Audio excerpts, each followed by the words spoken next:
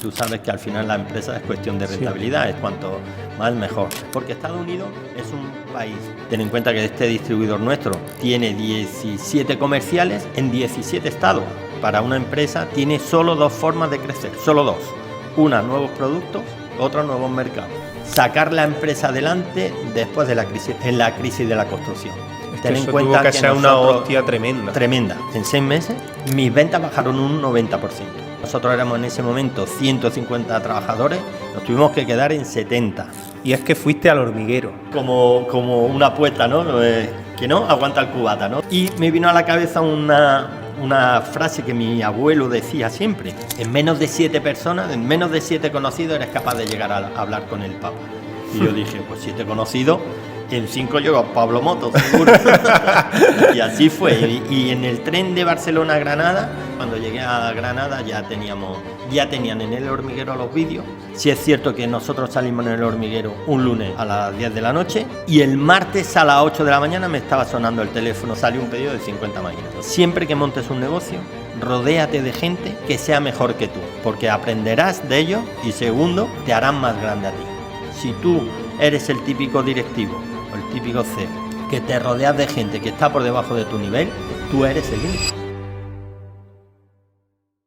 Señoras y señores, damas y caballeros, bienvenidos a Mentes Podcast Show. Hoy estamos aquí en una pedazo de empresa impresionante que estoy seguro que os va a gustar mucho. Y el invitado de hoy es el dueño, el CEO de esta pedazo de empresa, Javier García Marina. Hola, bienvenido. Buenos días. Bienvenido a vosotros. Muchas gracias. Un placer siempre teneros aquí. Muchas gracias. Bueno, lo primero que me gustaría preguntarte es quién es Javier y de dónde viene, ¿no? ¿Cómo fue tu inicio? Bueno, Javier es una persona que es hermano de 2 hermanas, ¿vale? Somos una empresa familiar ya segunda generación, que desde muy jovencito tenía muy claro que lo mío era el mundo de la empresa y así se lo hice ver a mi padre, que fue el fundador de esta empresa. Y yo siempre digo lo mismo, ¿no? Yo tuve la suerte de nacer en la familia que nací porque mis inquietudes profesionales me las podía desarrollar muy bien. También es cierto que la familia tuvo la suerte de que a mí esto me gustara, porque si a mí me hubiera gustado ser bombero, pues hoy sería bombero, te lo puedo asegurar, pero en la continuación de la empresa pues no hubiera sido la misma, ¿no? Entonces, bueno, pues desde muy jovencito, desde los 16 años trabajando aquí, empecé por abajo por fábrica.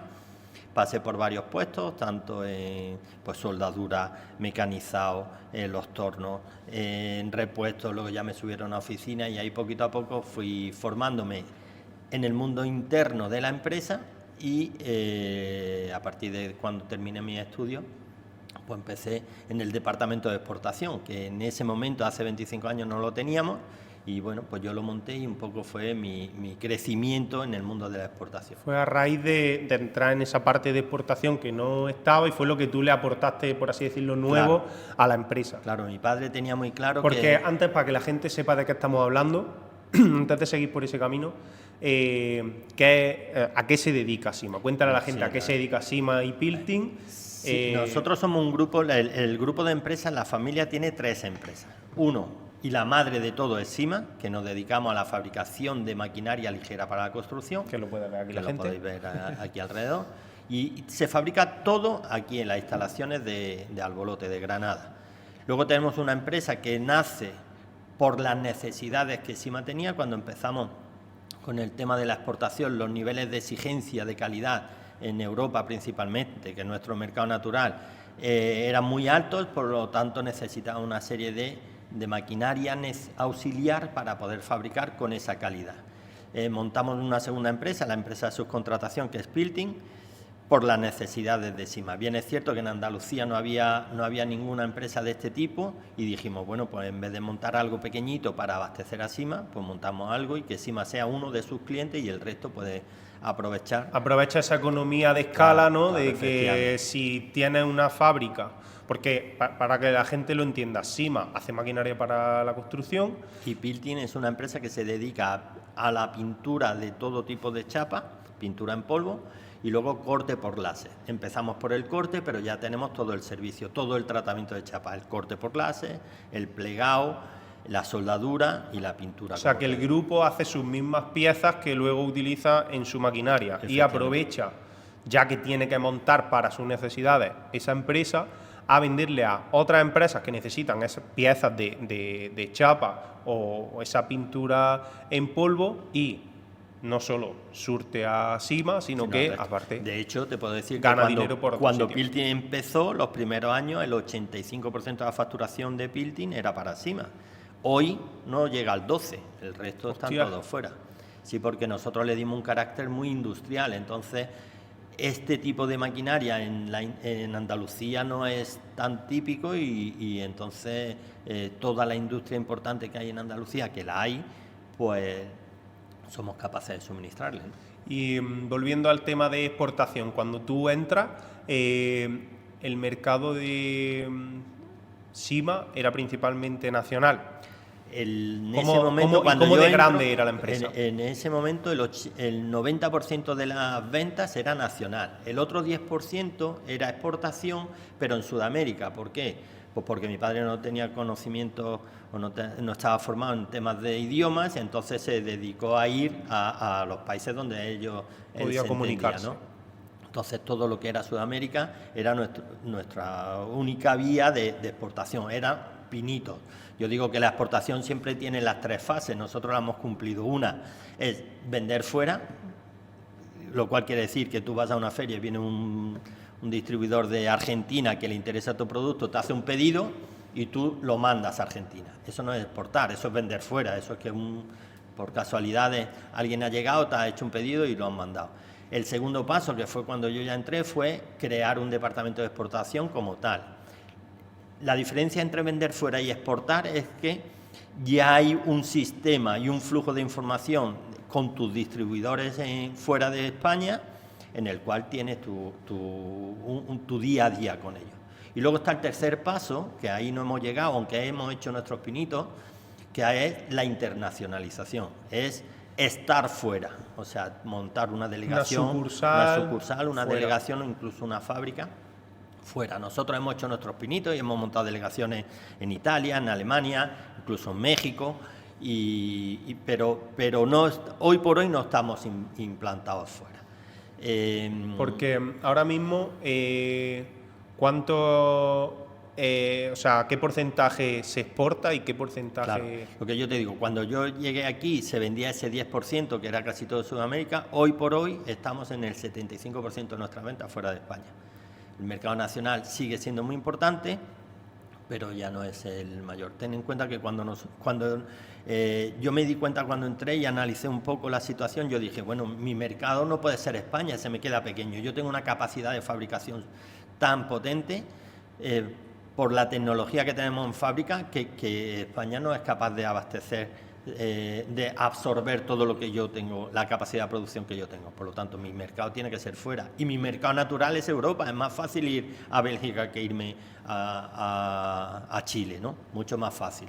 Por lo tanto, yo empecé, gracias a los idiomas, por Europa. Y hoy por hoy, ya te digo, estamos en el 75% de nuestra venta fuera. En Europa, ¿cuáles son los principales países a los que le vendes? Y sobre todo, te quería preguntar, ¿cuál es tu producto estrella?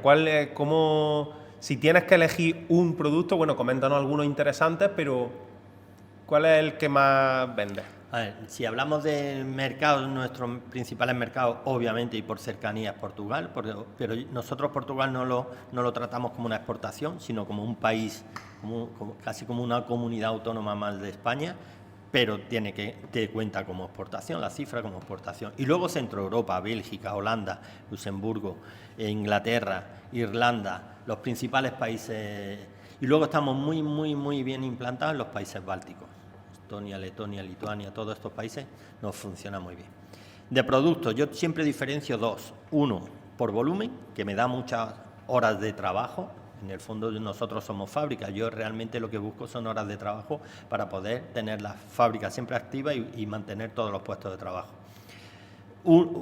como te digo, entonces yo tengo 2 productos estrella, por decirlo de alguna forma. Uno que me da muchas horas de trabajo, que son todas las máquinas de corte, lo que corta azulejos, baldosas, granitos, mármol, todo esto. Eso me da mucho volumen, pero luego tengo otro producto que es el que más rentabilidad me da. Y tú sabes que al final la empresa es cuestión de rentabilidad, esto no es cuestión de... Aquí se viene a ganar dinero. Y quien te diga lo contrario es mentira. Aquí lo que venimos es a ganar dinero y cuanto más mejor. Que es el producto de ferralla. Ese producto, la verdad, es que nos da muchísima rentabilidad porque los márgenes son mucho, el margen bruto es mucho más alto. ¿Qué es eso? Para quien no lo sepa. Yo no lo sé lo que es. No, el margen bruto no, la ferralla. Ah, la ferralla. La ferralla es la maquinaria, toda obra, toda construcción, en los pilares lleva un hierro dentro. Ese hierro sirve para darle elasticidad a los edificios. Si no tiene esa elasticidad, en caso de terremoto, incluso el mismo aire podría quebrarlo y derrumbarse. Esa elasticidad se la da el hierro que va dentro de las columnas y nosotros fabricamos la máquina para cortar y doblar ese hierro. Vale, y conformar la estructura de... Para hacer el esqueleto de los edificios, por llamarlo de alguna forma, para que la gente lo entienda. Ahora tenemos un proyecto este año que estoy súper ilusionado, muy ilusionado, que es de Estados Unidos. Nosotros, tú sabes, yo siempre ha sido mi espinita clavada y el sueño americano siempre lo he tenido. Este año nos hemos lanzado a por todas, hemos dado con la tecla de un producto de ferralla, que por eso me viene a la cabeza, que solo se vende en Estados Unidos, pero el volumen es tan grande que puede ser un bombazo, un pelotazo. Lo hemos conseguido, ya hemos mandado las 15 primeras máquinas allí, el distribuidor nuestro de Estados Unidos está muy contento y ahora en enero, ahora el próximo enero vamos a Las Vegas a una feria de muestras conjuntos con ellos y estoy convencido que va a ser el punto de inflexión de esta empresa. Seguro. Porque Estados Unidos es un país que además de exigente, porque lo es, no más que Europa, pero sí igual de exigente, es un país que tiene un volumen tremendo. Ten en cuenta que este distribuidor nuestro tiene 17 comerciales en 17 estados. Claro, 17 estados de Europa. Ya ves, que es una barbaridad. Con un solo cliente está abarcando toda Europa. Entonces los volúmenes... Es que el mercado es tan grande en Estados Unidos. O sea, es un país tan grande y sobre todo que tiene también una mentalidad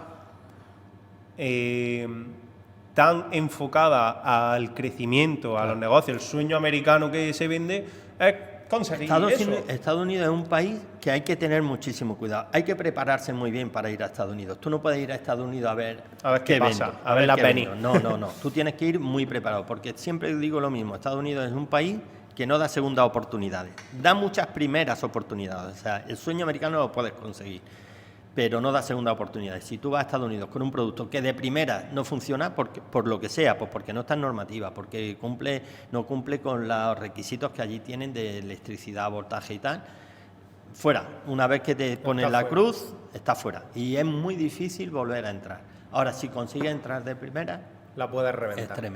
Es tremendo el volumen.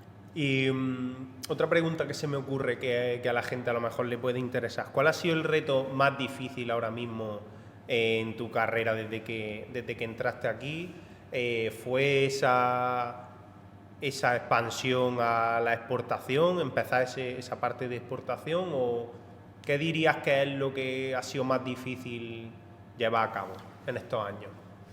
Mira, para mí la expansión de la empresa era algo natural, que tenía que crecer y la única vía de crecer era por ahí. Yo siempre digo que para una empresa tiene solo 2 formas de crecer, solo 2. Una, nuevos productos, otra, nuevos mercados. No hay más. El resto entra o puede englobarlo dentro de cualquiera de estas, ¿no? Entonces, nosotros en ese momento en el que yo entré teníamos mucho mercado por expandir. El mundo es muy grande, por lo tanto, para mí no fue un gran reto. Yo sabía que el crecimiento natural nuestro por ahí. Si tú ya tenías unos productos que eran muy buenos, claro, que sabías que estaban funcionando, simplemente había que decir, oye, si está funcionando en España, también va a funcionar en Alemania, en Bélgica, en Italia. ¿Por qué no? Yo, por ejemplo, con Estados Unidos, que siempre era mi sueño, yo dije, bueno, voy a ver qué se vende en Estados Unidos. Y fui de visitante en la primera feria de muestras a Las Vegas, y cuando yo llegué allí y vi que todos los que estaban exponiendo eran los mismos que exponían en Alemania, en la Feria de Muestras de Alemania, yo dije, bueno, si en Alemania me peleo con ellos, ¿por qué aquí no? Exacto. Bueno, supongo que tendrán productos distintos. Voy, analizo los productos, bueno, son los mismos el mismo catálogo que tenemos en Europa. Por lo tanto, si yo en Europa me puedo pelear con ellos, o puedo pelear con ellos, porque aquí no. Y eso fue la decisión de irme para allá. Eso es una cosa que me gusta mucho de los emprendedores, los que somos emprendedores, que con una única prueba nos creemos que somos capaces. Muchas veces nos equivocamos. Muchas veces nos equivocamos. Porque la ambición o la ilusión, fíjate lo que digo, la ilusión hace que nos demos golpes, Sí. que también nos lo hemos dado, que no todo es de esto. Mi principal reto, para mí mayor en estos 25 años de trabajo han sido dos. Uno, sacar la empresa adelante después de la crisis de la construcción. Es que eso tuvo que ser una hostia tremenda. Tremenda, no te lo puedes imaginar. Además fue en un momento en el que mi padre por temas de salud tuvo que dejar y me enfrenté yo solo al sillón del CEO, como tú bien has dicho antes, y ahí hubo momentos muy complicados. Ten en cuenta que en 6 meses, mis ventas bajaron un 90%. ¿Un 90%? Un 90%. Ojo, en 6 meses un 90% en plena crisis de la construcción. Nosotros éramos en ese momento 150 trabajadores, nos tuvimos que quedar en 70 y tuvimos que hacer 70 despidos, 75 despidos. Wow. Eso fue la peor época, el peor año de mi vida, lo pasé muy mal. Y fue por la incertidumbre en plena pandemia. Cuando en la pandemia cerraron fronteras y cerramos todo, que de las 70 familias que estamos hoy trabajando aquí nos quedamos 8, yo dije, y lo peor era que no sabíamos si esto iba a ser para mucho, para poco, si era una incertidumbre tremenda. Yo vine aquí todos los días a trabajar, porque con el tema de la exportación conseguimos no cerrar, que era mi obsesión, no cerrar la fábrica. Claro. Y todos los días cuando yo me sentaba en el sillón y yo veía los pedidos que entraban y había muchos días de pedidos cero, yo decía, cero, es que no hemos vendido ni un repuesto, cero. Dios. Fue muy, muy complicado. Pero bueno, por suerte sobrevivisteis. Salimos. Y esos 70 trabajadores, ¿en cuánto se han convertido ahora? Ahora mismo estamos en unos 80. Bien es cierto que a mí la pandemia, yo soy siempre muy optimista por naturaleza, y a mí la pandemia me hizo darle un vuelco a la cabeza. Yo siempre hemos dicho, nosotros sí hemos tenido una fábrica que fabricaba maquinaria ligera para la construcción, y a mí la pandemia me hizo cambiar ese concepto. Yo dije, bueno, perdona Javi, tú lo que tienes es una fábrica, tú puedes fabricar cualquier cosa, maquinaria para la construcción o lo que sea. Entonces abrí un poco la cabeza, me enteré de 4 o 5 proyectos que había en el aire y algunos de ellos los cogimos y bueno, nos ayudó a meter más horas de trabajo que yo necesitaba en ese momento. Porque explícame un poco lo de las horas de trabajo. ¿Por qué es tan importante cubrir esas horas de trabajo? Que has dicho, mi obsesión es las horas de trabajo. Claro, tú explícame ese concepto. Que si nosotros en fábrica estamos 30 personas de mano de obra directa, si yo no tengo ventas para fabricar, por lo tanto utilizar esa mano de obra directa, estoy perdiendo dinero. Claro. Y entonces, o para no perder dinero, o aumento las ventas o quito esa personal, esas horas de trabajo que me sobran, las tengo que eliminar como sea, y es despidiendo gente. Yo, para mí, el mayor hándicap que yo tengo, lo que más me cuesta en una empresa es decirle a alguien el lunes no vengas porque me cuesta mucho trabajo. Eso es lo más duro, ¿no? Para mí lo más difícil. El resto es cuestión de números. Porque por otro lado, el convenio del metal se dice siempre que es bueno. La gente que trabaja en el metal es un trabajo duro. Es bueno para el trabajador. Es duro, claro, para el trabajador, claro. Digo. Siempre se dice que se cobra bien. Yo digo que nosotros, el convenio del metal es totalmente necesario, pero tiene muchos defectos. Entonces, lo que nosotros hemos hecho en este sentido es, yo me senté en una mesa con los enlaces sindicales y hemos hecho nuestro propio convenio. Hemos cogido el convenio del metal como base y ahora ese convenio lo hemos ido mejorando. Yo siempre parto de una base y es que el trabajador encima tiene que estar a gusto. Para eso tiene que haber no solo dinero, no solo más dinero que en el convenio, que también, sino una serie de normas no escritas incluso que vienen. Para eso, bueno, pues hemos creado un club social de SIMA en el cual hacemos, bueno, excursiones cada X tiempo, hay un gimnasio dentro de fábrica que ellos lo pueden utilizar, si hay una enfermedad de un familiar cercano, pues nada, no tiene nada más que subir a mi despacho y decirme, Javi, me voy que está mi hijo malo y no hay ningún tipo de problema. Todo eso son unos valores que se le dan, que no están escritos, pero que ellos sí que saben que lo... Que tú intentas transmitirlo, ¿no? Hay una cosa que me gusta mucho de la historia de esta empresa y de tu historia, y es que fuiste al hormiguero. Cuéntanos... Bueno, esto fue un poco como una apuesta, ¿no? Que no aguanta el cubata, ¿no? Que se suele decir, ¿no? Pues nosotros es verdad que hemos sacado un producto que es súper revolucionario para la seguridad del trabajador en la construcción. Para que la gente no entienda, nosotros fabricamos una máquina que corta madera. Esa máquina produce unos 2.500 accidentes anuales solo en España. Eso quiere decir 2.500 amputaciones de un dedo o accidentes, ¿no? Entonces nosotros hemos sacado un modelo el cual detecta la piel humana en 0,4, o sea, en 4 décimas de segundo, lo cual evita muchísimos accidentes. Todo surge por casualidades de la vida, pero que al final lo desarrollamos y bueno, cuando hicimos la presentación a todos los comerciales de España de la máquina, la gente alucinaba y porque la verdad es que es alucinante. Pues uno, y yo lo escuché así de fondo, dije, ¡guau! Esta máquina es para salir en el hormiguero. Pero aquello quedó, ese comentario quedó allí, ¿no? A las 2 o 3 semanas yo me fui de viaje en tren a Barcelona, a unas reuniones que teníamos allí, y en la vuelta, oye, pues eso, como yo digo, ¿no? La ventaja del AVE es que te da tiempo a pensar.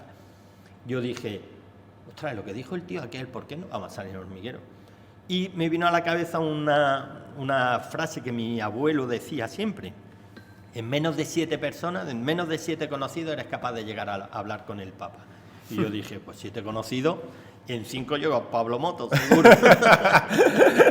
Y así fue. Y en el tren de Barcelona a Granada empecé a mover hilo y por dónde puedo tirar, pum, conocí a Manolo Villegas, que es un buen amigo, que está metido en este mundillo, total, que pum, y cuando llegué a Granada ya tenían en el hormiguero los vídeos, y eso fue un miércoles. El jueves por la noche me suena el teléfono en casa y bueno, me llamaron del hormiguero y si éramos capaces de estar el lunes allí. Y claro, como tú comprenderás, ya ves, fue una experiencia extraordinaria. Haces lo que necesites, porque fue una experiencia extraordinaria. Tiene que ser, primero, o sea, me parece muy interesante que se te ocurra algo que es una capacidad que es muy buena y que suele ser muy común en los emprendedores, pero que es esencial, yo creo, que es, se me ocurre algo que creo que es interesante y lo ejecuto de una forma rápida. No te lo puedes imaginar, Pablo.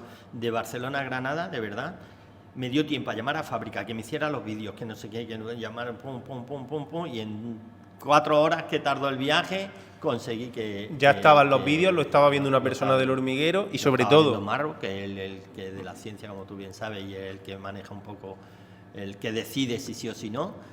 Y fue súper rápido, súper estresante también, porque eso fue el jueves por la noche, me lo dijeron, el viernes me puse en fábrica y yo dije, bueno, esto tengo que salir yo, no puedo mandar a nadie, porque esto es como aquí o salimos por la puerta grande o por la enfermería, no hay otra. Entonces me puse yo y estuve 8 horas trabajando con la máquina, probando, haciendo las pruebas, no sé qué, no sé cuánto. Recuerdo que el jefe de producción nuestro, porque si podéis entrar y lo buscáis en el hormiguero SIMA HandSafe y lo veréis. Yo paro el disco con la mano. Cuenta que, le has dicho que es una máquina de corte que lo que hace es que cuando detecta la piel humana en 0, ¿cuánto? 4 décimas, o sea, en 4 décimas para, lo cual quiere decir que evita la amputación. Te tengo que decir que ya tengo la 2.0 en el horno, en el horno que ya está doradita por arriba. En la próxima feria de Bauma, que será en abril en Múnich, lanzamos la 2.0, que ya no hay ni que tocar el disco, ya para antes, con inteligencia artificial y la verdad es que va a ser otro otro Habrá pelotazo. que ir al hormiguero otra vez, ¿no? No me lo he planteado, bueno, ya veremos, ya veremos. ¿Y cómo es ir al hormiguero? Porque, claro, mucha gente lo ve, millones de personas Bueno, todos los días lo ven. La ¿Cómo es? repercusión es tremenda. De hecho, las entrevistas previas con Pablo Moto nos lo dijo, dice, no sois conscientes de lo que esto puede repercutir en tu empresa. Y es cierto, es cierto. Tú fíjate que hoy, 4 años después, todavía estamos hablando de cuando fui al hormiguero. Llevamos 52 años trabajando, quiero decirte que al final... Han pasado muchas cosas. Han pasado muchas cosas. Y estamos hablando de ese día. Sí es cierto que nosotros salimos en el hormiguero un lunes a las 10 de la noche y el martes a las 8 de la mañana me estaba sonando el teléfono de Fomentos que querían que fuéramos a hacerle una demostración. Con la misma máquina que había salido en plató, la misma máquina en la misma furgoneta, nos montamos en la salida de Madrid, que tienen ellos la base de maquinaria, paramos y le enseñamos la máquina y allí salió un pedido de 50 máquinas. O sea, ¡Dios! con eso te lo digo. O sea con que eso. el retorno de Es tremendo, es tremendo, no te lo puedes increíble. imaginar, no te Y lo puedes después, imaginar. a la larga, o sea, en el tiempo, seguiste viendo mucho el retorno de eso. O sea, no Y solo sí, esas sí. 50 máquinas, sino gente que te Mucho busca, más, oye, quiero la mucho máquina más. del hormiguero. Es más, hay pedidos, recibimos pedidos de mándame 3 máquinas monofásicas, la del hormiguero. Sí. Se llama de otro es otro modelo, como tú comprenderás, ¿no? Sigue pasando eso. Sigue pasando 4 años después, ¿eh? Ojo. Madre mía. Es verdad que en mi sector, pues no es un sector que, o sea, el que nos vio en ese momento, si no nos vio en ese momento, nos ha visto después, porque es un sector muy pequeño, muy cerrado, el de maquinaria para construcción. Entonces, bueno, pues la repercusión es mucho mayor. Pero es cierto que El poder de comunicación es el tremendo. poder de comunicación. Yo tuve la suerte también que dependiendo del invitado que vaya, las audiencias son mucho mayores o no. Yo tuve la suerte que fue Muguruza, la tenista, cuando estaba recién había ganado Roland Garros unos meses antes, entonces claro, eso la audiencia sube. Llegamos a 4,5 millones, creo, de Es que espectadores en un momento. es que es una barbaridad. Es O sea, tremendo. yo estoy convencido de que hoy en día la mayor fuente de monetización que hay, ya sea para mis propias empresas o para promocionar a otras o para de 1.000 millones de formas posibles, es la atención. Por eso creo este podcast, por eso estoy empezando mi marca personal. Estoy 100% convencido que eso hoy en día es el poder. O sea, Sí. antes el poder lo tenía un periódico o las mismas televisiones, pero es que hoy en día, por suerte, para los emprendedores pequeños, se ha democratizado. se ha mucho más. democratizado. Entonces, las redes sociales, cualquier persona que tenga un buen producto, por lo que sea, desde su casa puede hacerlo una gestión tremenda. Sí, hombre, hoy en día, y fíjate que nosotros somos un sector industrial, que el mercado está muy bien estructurado, porque nosotros vendemos al distribuidor de maquinaria para la construcción, que a su vez vende al usuario final. Bueno, te puedo decir, mira, nosotros, para que nos sirva de ejemplo, mi principal competencia en Europa son alemanes, todos los alemanes. El alemán fabrica muy bien, aunque a un precio más alto, pero fabrica muy bien. Entonces yo vender en Alemania me costaba muchísimo. Yo no era capaz de vender en Alemania, porque imagínate, el alemán nos ve a España como la zona de vacaciones, ¿no? Entonces, un fabricante de maquinaria ligera en España, en el sur, cerca de Málaga, esto no puede ser muy bueno. No me creían que no puede ser muy bueno, efectivamente. ¿Qué es lo que hice? Dije, yo lo que tengo que hacer es alemanizar mis máquinas. ¿Cómo? Página simasa.de, con un número de teléfono de contacto en alemán, con un email en alemán, que llamaba simasa.de, y entonces cuando alguien entraba, todo traducido al alemán, no se veía que éramos españoles por ningún sitio. No porque no quisiéramos, sino porque es que nos interesaba alemanizar la de esta. Entonces, cuando alguien marcaba ese número de teléfono, salía alguien contestándole en alemán, que estaba aquí, en Albolote, en Granada, pero era alemán. Y entonces el hombre no se daba cuenta que no era alemana hasta que no le llegaba la factura que venía procedente de España. Pero como la calidad era buena, Entonces, bueno, claro, pues, si tú lo recibes y dices, hostia, esto claro, es la hostia, y que es lo encima que hicimos con es eso. más barato que las Claro. máquinas alemanas. No era más barato porque yo fabricara más barato, no, era más barato porque yo me estaba saltando el canal de distribución. Claro. El fabricante alemán le vende a un distribuidor que a su vez le vende al usuario final. Yo me estoy saltando al distribuidor porque le estoy vendiendo al usuario final. Porque eso era otra pregunta que quería hacerte. ¿Esta empresa a quién le vende? ¿Le vende a minoristas? ¿Le vende al cliente final? A minoristas, yo al distribuidor de maquinaria. El 100%. El 100%. Algún cliente final en países en los que no soy capaz de entrar ¿Tener un distribuidor? un distribuidor, pero mi política comercial es en todos los países a través de distribuidores. Excepto, por ejemplo, dos, que son Alemania, que vendo directamente al usuario final, con una rentabilidad mayor, el volumen no es tan grande, pero la rentabilidad es mucho mayor. Y en Inglaterra, porque el mercado inglés es un mercado muy, muy extraño. En Inglaterra no se compran máquinas, se alquilan máquinas. Es un país ¿sí? muy de alquiladores. Entonces, ¿yo qué es lo que he hecho? He montado una página de alquiler de maquinaria. Claro. Cuando el cliente recibe la máquina, le sale más barato comprar una máquina y quedársela si el periodo de trabajo es más de 5 días.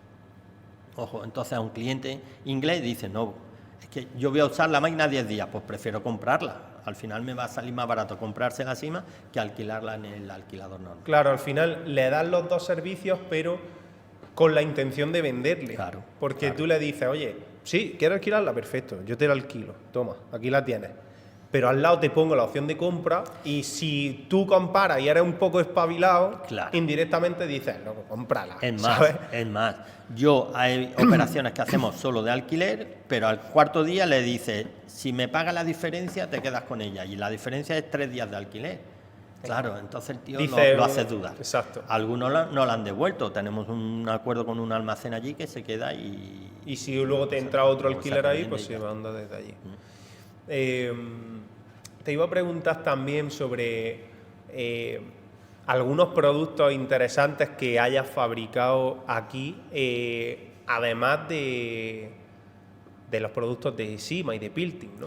Como te dije, en la pandemia me hizo abrir un poco la mente y decir... Y tú dijiste, tengo una fábrica, puedo hacer otras cosas. Puedo hacer otras cosas. Entonces nos entraron varios proyectos, uno de ellos que fue el más ilusionante y el que más cariño le tengo, porque fue el primero y además fue un reto muy importante para nosotros y fuimos capaces de sacarlo, y es una microalmazara de aceite. ¿Esto qué quiere decir? Pues que en una máquina con el tamaño de un microondas, para que nos entendamos, somos capaces de poner 3 kilos de aceitunas recién cogidas del árbol, y en 45 minutos tienes aceite de oliva recién hecho. O sea, leche de oliva extra virgen, AOVE, ¿no? Se dice ahora.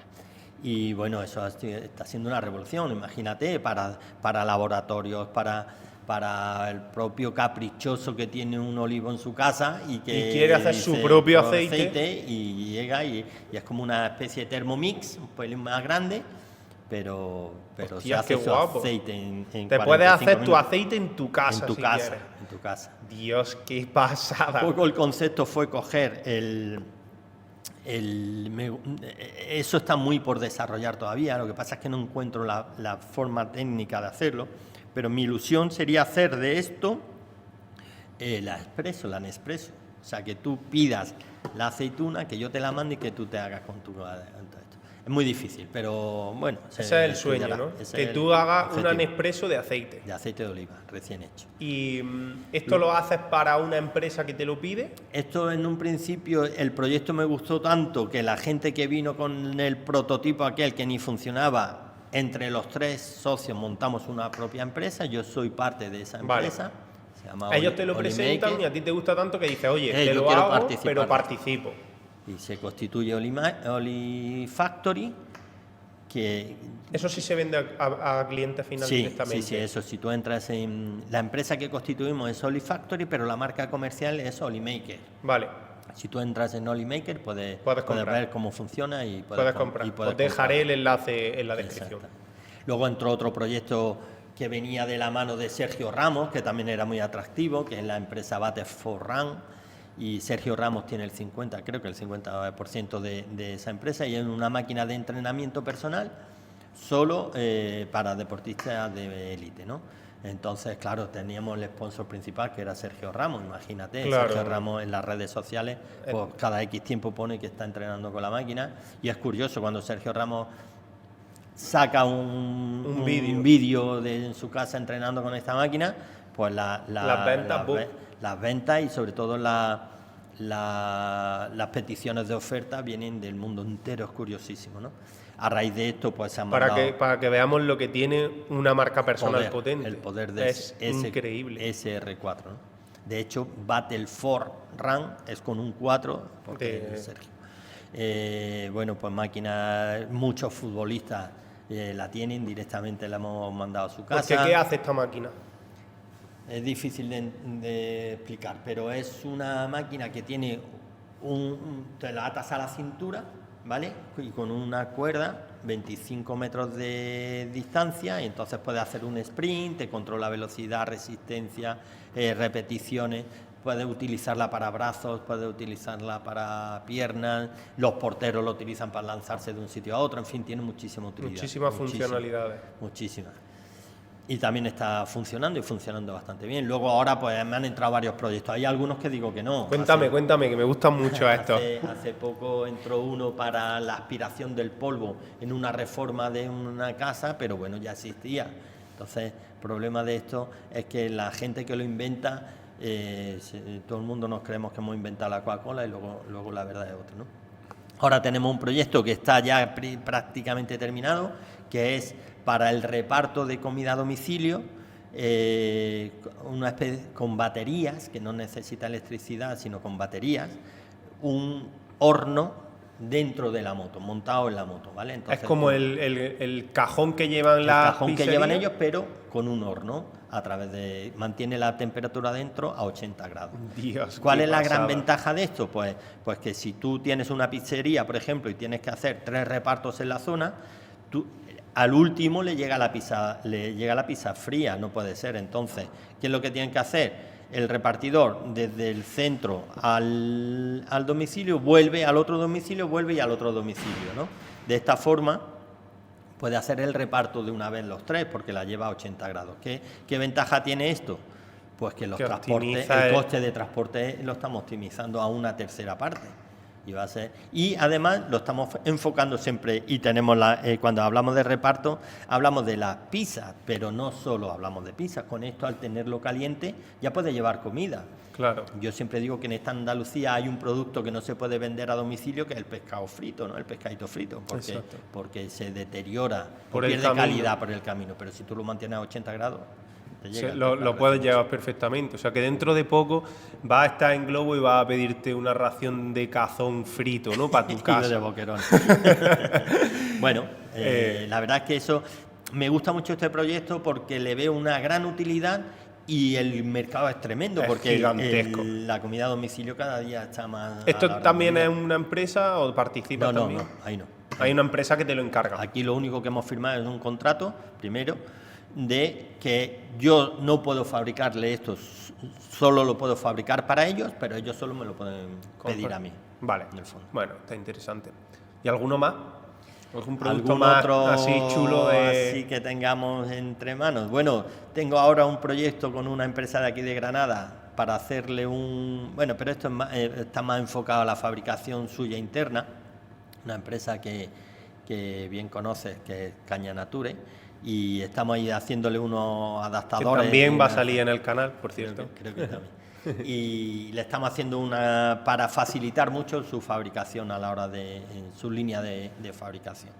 ¿Qué más? Bueno, me ha llegado, como te digo, el recoge, el apps.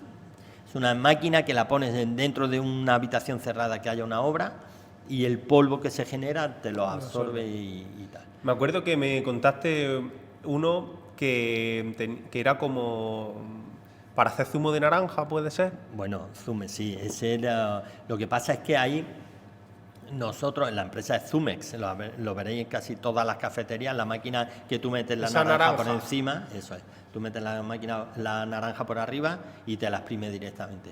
Lo que nosotros hacemos con esta empresa, con Zumex, es que les fabricamos parte de esa máquina. Entonces ellos desarrollaron el producto, y nosotros, bueno, pues lo desarrollamos, lo afinamos, por decirlo de alguna forma. Vale. Pero eso, en el fondo, eso no es una invención Sí, mía, es más... que nosotros sí, lo que le ayudamos a desarrollarlo. Vale, genial. Y este proyecto, ¿no? A mí me gusta mucho porque creo que podemos aprender cosas muy interesantes de empresarios, de emprendedores.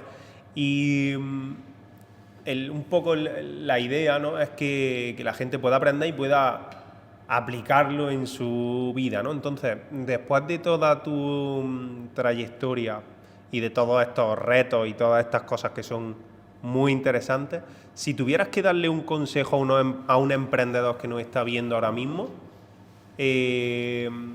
para que tenga éxito, ¿qué le dirías? Que no tenga miedo. La frase puede ser que no tengas miedo. O sea, no te pongas límites. No te creas que... No digas, Estados Unidos, qué miedo, ¿no? No. Tú ves a Estados Unidos. Y cuando decidas si Estados Unidos sí o no, sea porque lo razones. O sea, porque como hice yo, me fui allí y vi una feria. Y es verdad que invertir tiempo y dinero, sobre todo. Pero porque ir a Estados Unidos a ver una feria no es gratis, no es barato. Entonces, pero no te pongas límites. No digas ¿por qué no voy a salir yo en el hormiguero? ¿Por qué no? Es proponértelo, no tengas miedo. Tú y luego a lo mejor no llegas, pero si no llegas, pues tendrás que marcar otro reto. Tienes que soñar sin límite y luego verificar si se puede o no. No te pongas retos, de verdad. Muchas veces somos nosotros nuestro propio freno, porque esos miedos nos hacen que no lleguemos a sitios donde realmente podemos llegar. ¿Por qué no? Yo siempre digo lo mismo, una empresa como la nuestra, familiar, pequeñita, que estemos vendiendo en 49 países... ¿Cuánto está facturando ahora mismo? Nosotros estamos ahora en 12 millones de euros. 12 millones de euros anuales. Sí. Entonces, no te pongas límites, Lo que pasa es que esto de la facturación tiene mucho, porque tú puedes facturar mucho, pero perder más. Por lo tanto, no te sirve de mucho. Aquí no se trata de saber cuánto factura, sino cuánto ganas. ¿Vale? ¿Qué margen bruto tienes o qué margen tienes, ¿no? Esa es la verdad, porque yo prefiero facturar 10 y ganar 60 que facturar 100 y ganar 30. Exacto. Pues como es lógico, ¿no? Entonces, hay que tener la rentabilidad, es la el concepto que siempre tienes que tener en la cabeza. Facturar mucho, es verdad que el volumen te da a mayor volumen más fácil es sacar rentabilidad, pero ojo. Pero siempre... Concepto rentabilidad, no concepto facturación. Que lo que vendas, lo vendas bien y que te deje dinero, que si no, no. Tú puedes vender mucho, pero perder pues no tiene sentido. No te pongas retos. Tú a la máxima, juega siempre a la máxima. Siempre a tope. Siempre a tope. Y te saldrán mal, ¿eh? Que a mí me han salido algunas historias que hemos dicho, oye, pues no, es mejor y no pasa nada. Y es más. De los errores se aprende más que de los éxitos, seguro, porque si todo te va bien, te acomodas. Pero si te equivocas, tienes que aprender y sacar... Yo siempre lo digo que los momentos duros, los errores, las equivocaciones, son muy malas en el momento, pero son los que más aprendizaje te da. Claro. Entonces, una pregunta que me gusta mucho hacerle a la gente también es, ¿cuál crees que ha sido el mayor error que has cometido? Igual que te he preguntado cuál ha sido el mayor reto, las cosas que mejor. Un error que hayas aprendido mucho, que hayas cometido y que hayas dicho, hostia, aquí aprendí esto.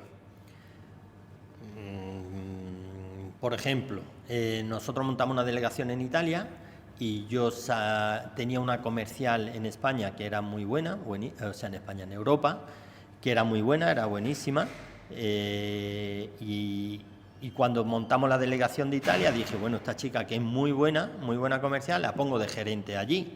Y esta chica era muy buena comercial, pero como gerente pues tenía, no por culpa de ella, pero tenía carencias. Entonces muchas veces queremos hacer de un gran soldado un gran capitán y no. Y hay gente que son muy buenos soldados pero muy malos capitanes. Lo cual, ¿qué aprendí de esto? Que no todo el mundo vale para todo.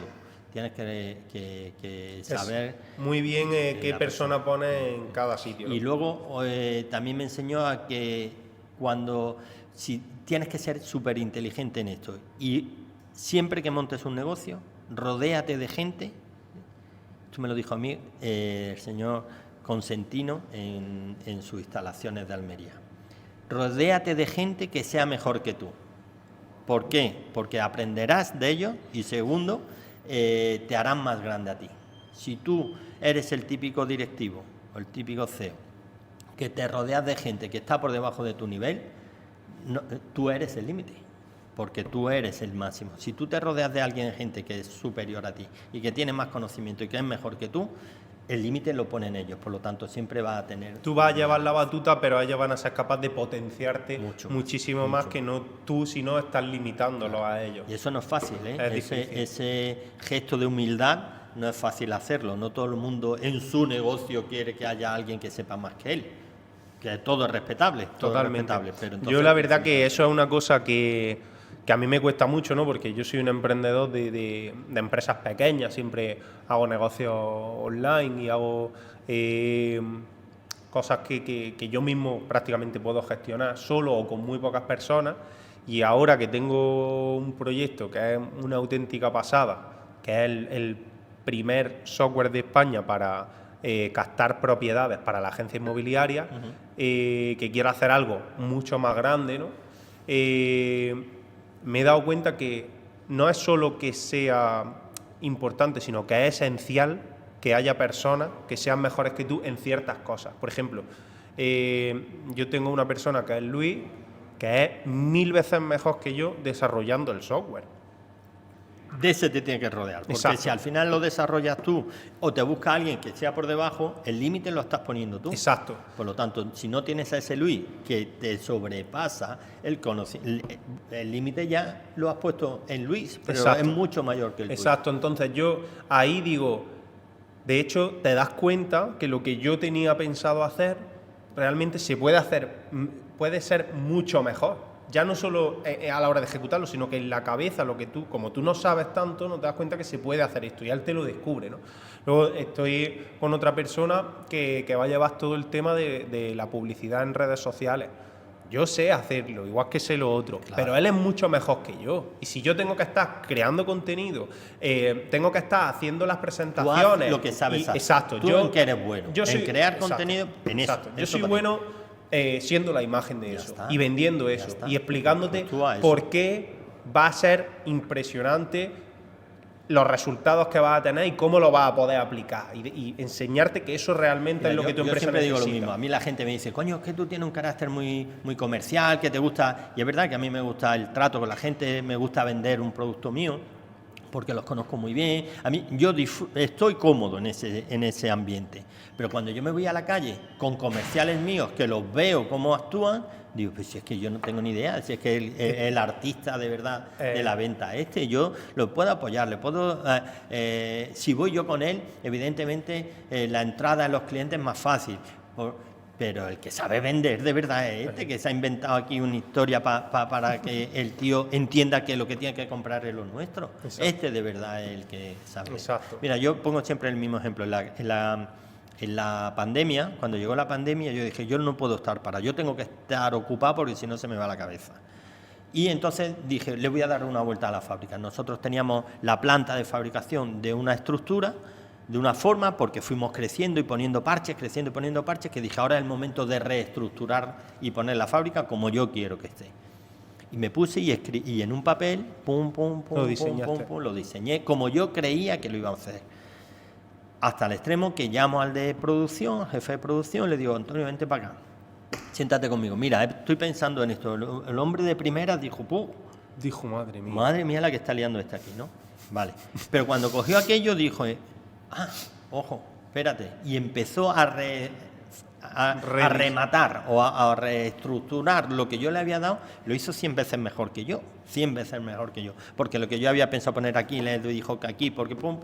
Y entre los dos, hemos montado una fábrica ahora. Hay una reestructuración de la fábrica que se ha quedado de lo mejor que hay en Europa. Totalmente. A veces, este es otro concepto que yo quiero llevar por bandera en este podcast, ¿no? Que es la resiliencia. La resiliencia es la capacidad de las personas de superar los problemas o las adversidades y no solo superarlos de una forma airosa, sino que son capaces de crear cosas mejores a partir de eso, de sacar cosas positivas de las malas, ¿no? Entonces, en este caso la pandemia era una mierda, era un putadón. Era una situación muy desesperante, sobre todo porque no sabíamos el tiempo que iba a tardar. Yo digo, la crisis del ladrillo, duró 10 años la crisis del ladrillo, pero nosotros nos preparamos porque dijimos, bueno, las crisis normalmente duran 4 o 5 años, vamos a prepararnos por 4 o 5 años. Luego fue 10, pero ya estábamos adaptados a ese nivel de venta. Esto es que no sabíamos, Claro. que esto no sabíamos si había que cerrar o no había que cerrar. Exacto. Yo de la pandemia saqué 2 cosas positivas. Una fue el abrir la cabeza y decir, bueno, yo tengo una fábrica, como hemos dicho antes, para fabricar cualquier cosa, y otra, que hice una reestructuración interna para ocupar el tiempo que si no hubiera sido por la pandemia no hubiera tenido tiempo de hacerlo, Exacto. porque yo no puedo parar la fábrica Exacto, para entonces, hacer lo que hice. Y me sirvió para reestructurar por eso todo. que de y algo optimizar procesos que no te lo puedes imaginar. de algo malo fuiste capaz de decir, vale, ahora que he parado, ahora que las ventas se han ido a un 90% menos, voy a aprovechar, hacer algo que si no, no podría hacer. Si no, no lo Entonces, puedes hacer. saca esa parte positiva de la situación que tienes y mejoras tu fábrica, conseguido mejoras la con eso. estructuración, automatizas procesos. Claro, hemos optimizado todos los procesos de fabricación hasta el extremo de que el margen bruto, y fíjate que siempre estoy hablando del margen bruto, el margen bruto me lo ha subido casi 5 puntos. Si no es por la pandemia, no hubiera podido hacer, porque no puedo parar la fábrica. De esta forma, pues, Exacto. Eso es a lo que voy cuando digo que la resiliencia en un emprendedor es una de las mejores habilidades que puede tener si quiere tener éxito, ¿no? Y ya para terminar, quería primero darte las gracias por estar aquí. A vosotros, un placer. Segundo, darte las gracias porque, para quien no lo sepa, en esta fábrica yo estuve trabajando cuando era un chaval, en el cambio de una carrera a otra. De hecho, también estudié en la escuela de gerencia por influencia no solo de mi padre, sino vuestra, ya que tú también estudiaste ahí. Y quería aprovechar pues eso, para darte las gracias por la entrevista, darte las gracias por darme aquella oportunidad, Sabes que lo hemos hablado muchas veces y siempre que esté en nuestras manos lo haremos. Lo único que te pido es que en las generaciones que vienen detrás, pues que nos eches la mano tú, que te echamos a ti Por y supuesto. que lo metas ese veneno emprendedor, ese veneno empresarial que ya lleva, pues que seamos capaces de transmitírselo a los que vienen por detrás. Estoy convencido que sí. Seguro que sí. Así que nada, muchísimas gracias. Espero que os haya gustado esta entrevista. Creo que ha sido muy interesante. Y nada, si os ha gustado, pues que os suscribáis, que lo compartáis con alguien que creáis que le puede gustar y que nos vemos en el próximo vídeo. Muchas gracias.